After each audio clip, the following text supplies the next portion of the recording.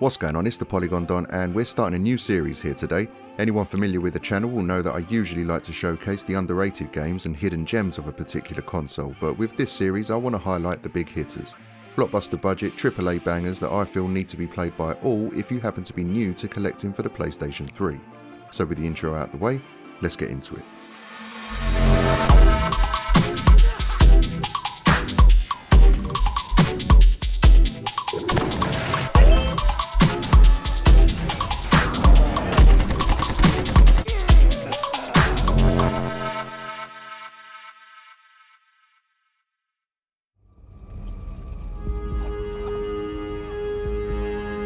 So I guess I'd become what they wanted me to be. A killer. Some rent-a-clown with a gun who puts holes in other bad guys. Well, that's what they had paid for, so in the end, that's what they got. Say what you want about Americans, but we understand capitalism. You buy yourself a product and you get what you pay for. And these chumps had paid for some angry gringo without the sensibilities to know right from wrong. The third entry in the franchise, but the first to be developed by Rockstar Games, Max Payne 3 is a third-person shooter that follows the exploits of a former NYPD detective turned gun for hire. It takes place 9 years after the events of the second game and follows our titular anti-hero as he finds work as a private security contractor in Sao Paulo, Brazil. Things start to get dicey as the economic disparity in the country means that the family that have hired him to protect them are prime targets for kidnapping and ransoming, and it's not long before Max's skills are put to use. The story is really cool. It's set primarily in Brazil and you'll be travelling through favelas as well as Sao Paulo's more wealthier areas. It consists of street level and corporate criminals, warring factions and shadowy conspiracies, all interconnected in this hotbed of violence that Max finds himself slap bang in the middle of. And in typical Rockstar fashion, it's utterly compelling from start to finish. And with it being slightly shorter experience, this feeling is only exemplified. There's no filler here, its story and action move at a consistent pace. Speaking of action, it's pretty much non-stop and the big bombastic set pieces are frequent and a regular highlight. But boy, it did make my day one PS3 absolutely sing though. The action in general is really fun, especially with Max's affinity for gunfight acrobatics and reality-defying bullet time. Like with a lot of Rockstar's output, the gunplay does lean more into the fun blockbuster action rather than gritty realism, and I personally really enjoy that about their games, but your mileage may vary. Aside from the multiple difficulty settings, there's also a soft and hard lock feature that you can use or turn off completely, allowing you to tweak the moment-to-moment gameplay difficulty too. There's now a cover system in place with destructible environments, and should Max take any damage, this can be relieved by dropping a couple of painkillers. As well as bullet time, which I mentioned earlier, where Max can essentially slow time down to a crawl while he fires off his gun, there is also something called the last stand mechanic. Basically, if Max's health reaches 0, there's a small grace period where if he can shoot and kill the last enemy that wounded him, his health can be replenished and he is kept in the fight. It's ridiculous obviously, but does provide those clutch moments that keeps you going rather than having to restart from the last checkpoint, so in many instances was very much welcome. Max is older, more beaten down and a hell of a lot more cynical. This is echoed with each of his scathing and salty one-liners that, while funny, do hide a deeper and darker meaning of a man on the edge of oblivion. An addict to the booze, the pills and the relentless violence, he is a deeply flawed character, but one that you can't help but keep rooting for.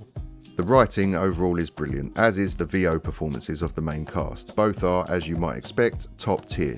Even Max's sidekick throughout the game, Passos, is brilliant, as is the banter between the two. Both of the actors' performances really sell that relationship.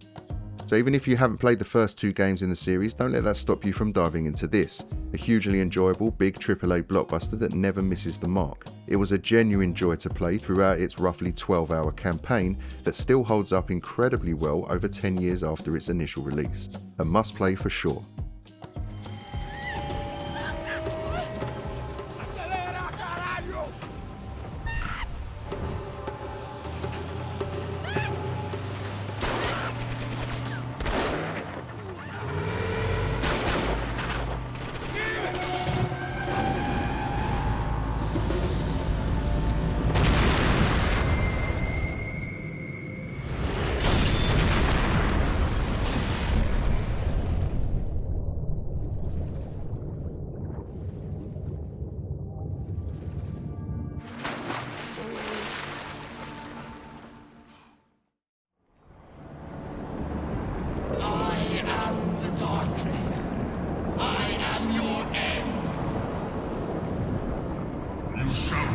the ending of the night.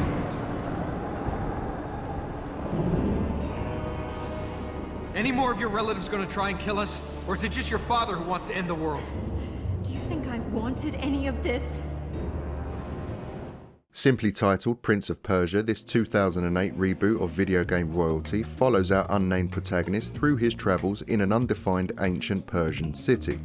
It's a mix of acrobatic platforming, puzzle solving and third-person hack-and-slash action, draped in an appealing cel-shaded art style.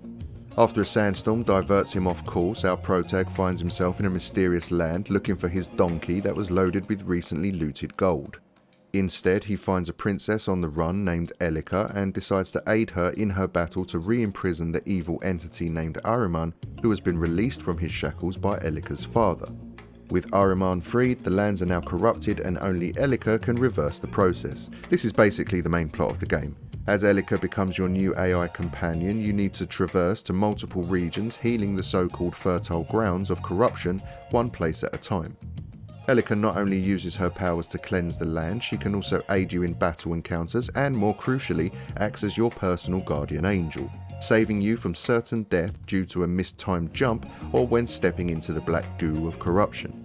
Thanks to Elika, you basically can't die. I'm not entirely sure how I feel about that, to be honest. While it definitely helps in the trickier platforming sections, it does remove any feeling of jeopardy in pretty much all combat scenarios. But maybe that's just me. She can also use her powers to help in platforming sections too, extending your jumps to ledges or guiding you to your next set destination. So while she can get in the way sometimes, she is definitely useful. Comprised of a hub area and multiple zones, it's essentially an open world of interconnected areas where you are free to decide where you want to go first and are therefore in charge of how the plot will develop. However, much like a Metroidvania, some areas aren't fully explorable until you acquire the necessary power-up. With a total of 4 to unlock, inheriting these abilities comes from collecting the light seeds that you find scattered around freshly cleansed fertile grounds. Collecting light seeds not only replenishes Elika's health, but they act as the game's currency and can be spent at the hub area to obtain a power-up of your choice. Each power-up grants a particular ability when you are near a plate of the corresponding colour, found throughout the land.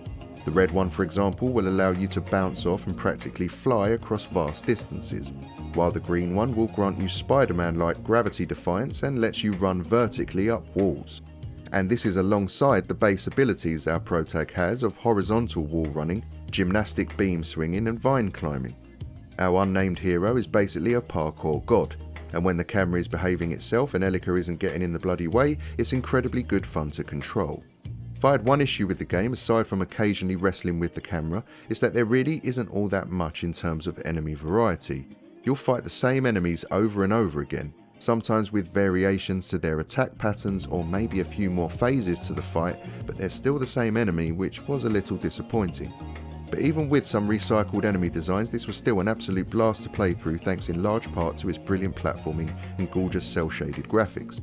Considering this was an early game in the PS3's life cycle, it actually still holds up incredibly well today, and I definitely recommend giving this a go and adding it to your collection if you haven't already. See, you don't always have to wait for things. You have to make them happen. Is that so? Look around you. We could die in the next 5 minutes. Then where would waiting have got you? I'd rather die trying than waiting. Maybe you're right. If you want something, if you really want something, you shouldn't wait. Yeah? So? What are we waiting for?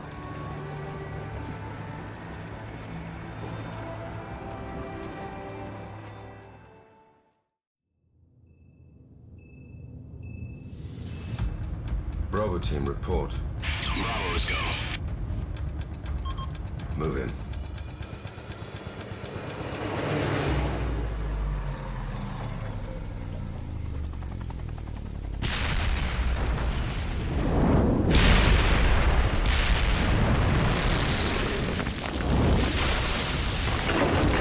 Holy shit!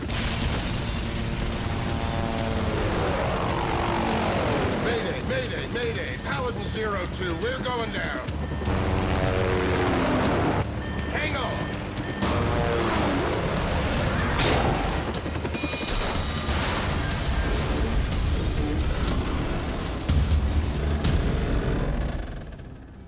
Tom Clancy's Splinter Cell Blacklist is a third-person stealth action game and the 7th mainline installment of the series. It's also a direct sequel to the Xbox 360 console exclusive Splinter Cell Conviction. But don't worry if you haven't played Conviction or if you're not all that familiar with Splinter Cell in general, as I wouldn't really say prior knowledge of them is integral to understanding and enjoying Blacklist. It's a great place to jump in if you ask me. You'll be playing as series protagonist Sam Fisher, the spy master and commander of the newly established Splinter Cell, the 4th Echelon. A small unit comprised of Fisher's old ally Anna Grimm, CIA appointed operative Isaac Briggs and gadget man Charlie Cole. The plot revolves around Sam and his team tracking down and putting a stop to a group of terrorists known as the Engineers, as they use terror tactics to coerce the United States government into recalling all of its troops stationed abroad. You'll take on a series of main and side missions as you work to eliminate the threat that the Engineers pose. Some of these side missions can even be played in split-screen co-op, which I thought was a pretty neat addition. During missions, there are a bevy of options available to you with regards to how you can complete them, and depending on which route you take and your particular playstyle, this will determine how you are ranked at the end of them. The way you complete your objectives within a level are categorized into 3 distinct combat techniques: Ghost, Panther, and Assault. Taking the Ghost approach means remaining completely unseen and using non-lethal means to incapacitate your enemies. Panther is pretty much the same, only you'll use lethal force, and Assault is rather self-explanatory, i.e. going in all guns blazing without a care in the world whether anyone sees or hears you. Ghost tactics will score you the most points and money, with Assault netting you the least. More money means more gadgets and upgraded gear, so if you're after those pricey new night vision goggles, you'll want to go Ghost mode as much as you can. Some missions have a prerequisite of not being detected at all, which can be a bit annoying when it's the last enemy that notices you, forcing you to replay the level from the very beginning. But it does make you instantly more familiar with the tools available to you, as it creates a necessity to think outside the box and experiment with your loadouts. Speaking of gadgets, there are a lot to choose from and play with here. There's EMP grenades, smoke bombs, temporary sticky cameras that can be upgraded to zap enemies, drones that can tag and distract your opponents, and loads more. There's also a ton of upgrade options too. You can buy and upgrade almost all individual parts of Sam's suit that will usually enhance armor, stealth, and weapon handling, while some can also increase your gadget and magazine capacity. Sam starts the game being able to carry 3 firearms, a silenced pistol, a rifle, and a non-lethal handgun, and these too can be individually upgraded, incrementally increasing their power, accuracy, range, and control. So again, Ubisoft haven't really scrimped on the options here, and the level of customization was surprisingly granular. Thanks to the CIA, Sam and his team have their very own snazzy cargo plane that acts as a roaming headquarters for them to plan their missions from. Upgrading certain areas of the plane will enhance Sam's abilities in the field. Upgrading the infirmary, for instance, will grant Sam faster health regen, while upgrading Charlie's workshop will enable him to develop more deadly toys for you to play with. There's something about stealth games that I just find really cozy. Don't get me wrong, you still get a sense of exhilaration from moment to moment gameplay, especially after clearing an enemy hideout whilst remaining completely undetected, but it's the slower, more methodical nature of them that I find quite relaxing in a weird way. That is until all hell breaks loose when you step on a landmine you didn't spot, but the great ones give you the tools to make you feel like a tactical master even when things do go tits up. And because of this, I genuinely believe that Blacklist is one of the greats from this generation. Incredible maps set around the world, tight controls, loads of customization options, and a massive assortment of lethal and non-lethal gadgets to get creative with. If you're partial to stealth games and haven't picked this up yet, then definitely grab it for the collection, as it's utterly brilliant. Any update from your contact? Negative. Militia's everywhere, Sam. Told you this would get messy.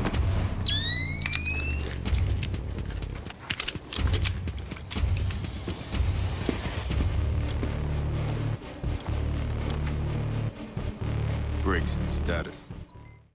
Cops are all but gone off the streets, either dead or too chicken shit to stand against the gangs that control things now. Outside, things were bad. But inside me, something was beginning. Scary as hell at first.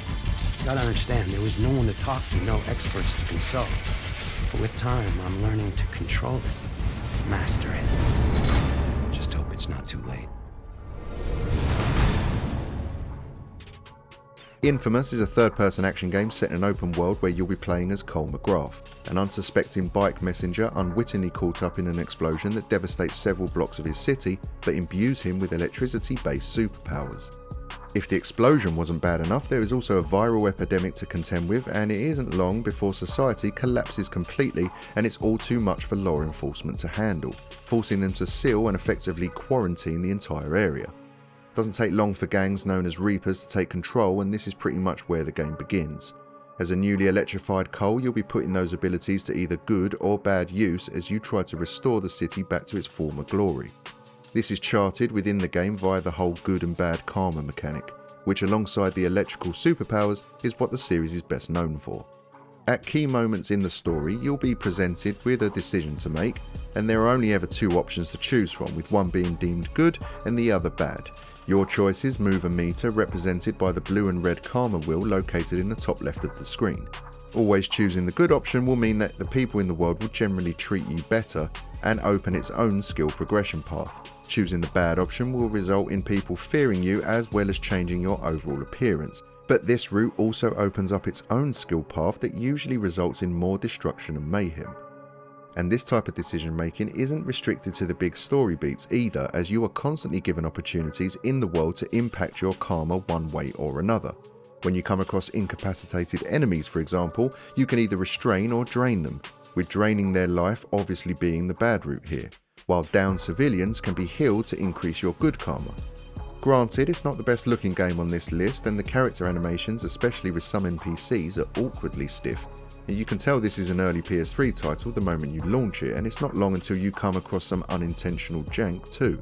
But the ambition and the ideas are also clearly there early on too. What it lacks in polish, it does make up for in gameplay and sheer content. This is a fairly big playground with lots of things to do in it. Providing you don't just mainline the story, it should take you around 20 hours to see the end credits, and about 30 if you want to do absolutely everything, so you're definitely getting your money's worth with this. It's a very vertical game world. You'll be scaling tall buildings and grinding rails constantly as you try to get the jump on your enemies, and as you get used to the controls, traversing it is really fun, especially as you unlock more and more abilities, and the pace at which these become available to you just felt really good too. So to sum it up, if you can look past the brown and beige colour palette and occasional wobbly moments, this is a fantastic first entry into a brilliant franchise that unfortunately hasn't seen much love lately. Definitely grab this and its sequel for your collections if you haven't already. I really don't think you'll be disappointed.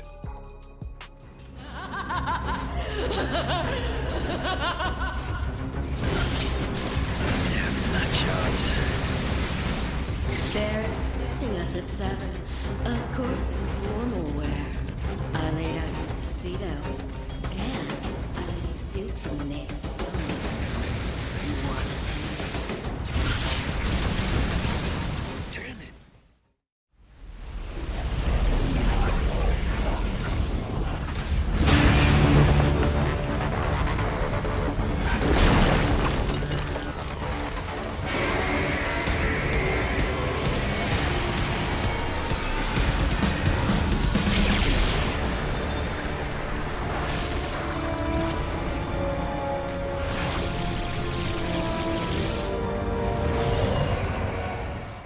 Platinum Games' Metal Gear Rising: Revengeance is a spin-off from the beloved tactical espionage series Metal Gear Solid, and drops the necessary stealth the pioneering franchise is best known for, instead taking a much more direct and fast-paced, all-out action approach.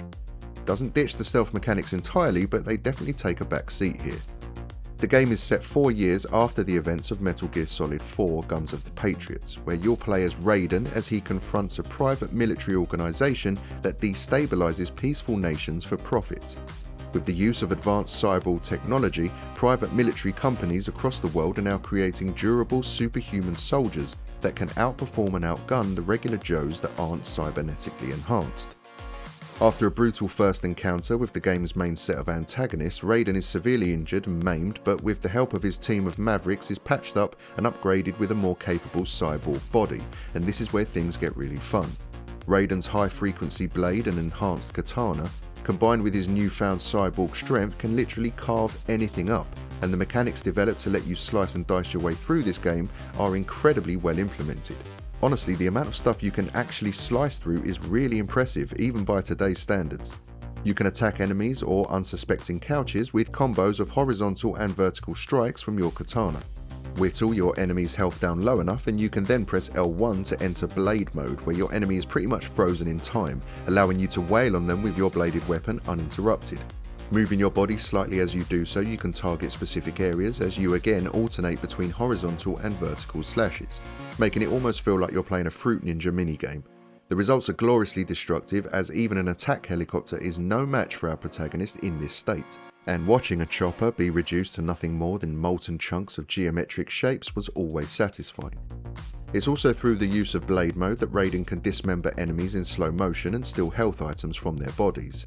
It's a completely different kind of game from what Kojima brought us prior, at least in terms of actual gameplay. There are a few iconic things that carried over though. The infamous cardboard box, for example, makes a return, and it's also nice that the AAA presentation and overblown theatrical storytelling, especially during its cutscenes, also made the transition. But on the whole, I would say that this is considerably more violent and gory than the other mainline Metal Gear games. Low-level grunts and unlucky bystanders regularly lose a limb or two when they come into contact with a sword-wielding cyborg. In fact, the game does a great job at painting the antagonists in a particularly nasty and brutal light, making you genuinely want to track them down and put a stop to them. You are ranked on each major fight you have and chapter you complete, and the metrics for this ranking comes down to completion speed, combo length and kill count, etc. So if you want to get S ranks across the board, there's definitely replay opportunities there for you. You can carry out reconnaissance using Raiden's visor, allowing you to see enemies through walls and pinpoint their locations, and not too long after the game's opening you'll gain access to Blade Wolf, big robot dog that scouts ahead and gathers intel for you. Probably its most visually arresting moments come from its genuinely astonishing boss battles and set pieces. They are a bit more choreographed than regular enemy encounters, but the direction and sheer spectacle of them is just next level and immensely enjoyable. Not only that, but defeating the bosses usually allows you to claim their weapon too. Aside from your main bladed weapon, there are also unique weapons, sub-weapons and secondary weapons. These include 2 kinds of rocket launchers, a bunch of different grenades and some other gadgets and gizmos to make combat more fun and versatile. You can upgrade Raiden along with his main and unique weapons with the XP, or BP as it's called here, which is gained from battles and story progression. Not to mention all the additional skills you can purchase that grant you further combat abilities, and this list only grows each time you purchase one or defeat a boss. There's actually a fair amount of customization and tinkering to be done here. The mainline Metal Gear games need no introduction, but I do feel like this Platinum Games spin-off does get a little sidelined. So if you did swerve this one back in the day and want a big expensive action blockbuster to binge over a weekend, this would make a very fine choice indeed, and I highly recommend it.